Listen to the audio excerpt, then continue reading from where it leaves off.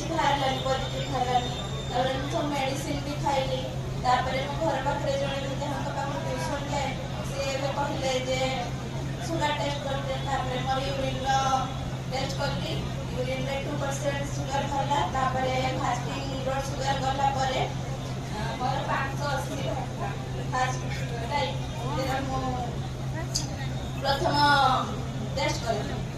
ତାପରେ ମୁଁ ଏଇଠି ସାର୍ଙ୍କ ପାଖରେ ଆସିକି ଦେଖେଇଲି। ମୋର ସାର୍ଙ୍କ ପାଖରେ ଦେଖେଇବାରେ 10 ବର୍ଷ ହେଇଗଲାଣି। ଆଜି ମୁଁ ଏବେ ପଢୁଛି ପିଏମଏଲଟି ବାରିପଦାରେ।